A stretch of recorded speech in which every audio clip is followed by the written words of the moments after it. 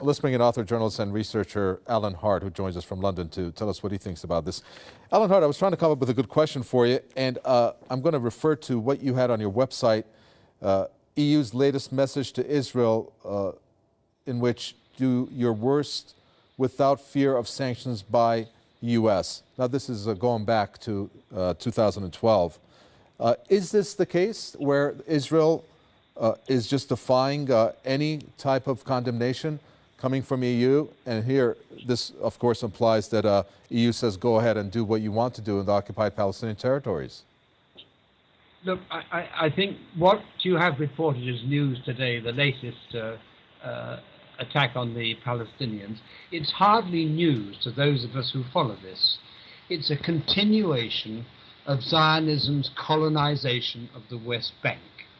It's a continuing theft, almost on a daily basis, of more and more Palestinian land and water resources.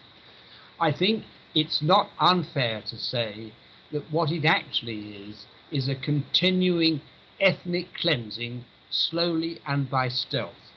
And in my view, the position of the occupied and oppressed Palestinians has never been worse than it is today, and is worsening. Their current leadership is useless. Abbas is as good as being an American and Israeli stooge. The Palestinian diaspora either doesn't care enough to put its act together or is incapable of doing so, and the Arab regimes don't care a damn either. And if they do care, they're not willing to have any kind of confrontation with the Zionism in America. That's where we are today. And so what is there left to do in terms of the PA, for example?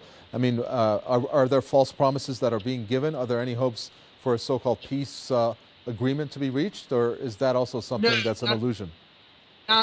None whatsoever. I have written now, and I've said it repeatedly for a couple of years, what the occupied and oppressed Palestinians need to do is to demand that the PA be put out of its misery, hand the total responsibility for occupation back to Israel.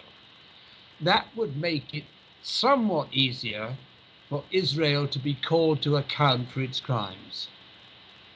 Very well. Thank you very much for that. I appreciate it. Alan Hart there, author, journalist, and researcher from London.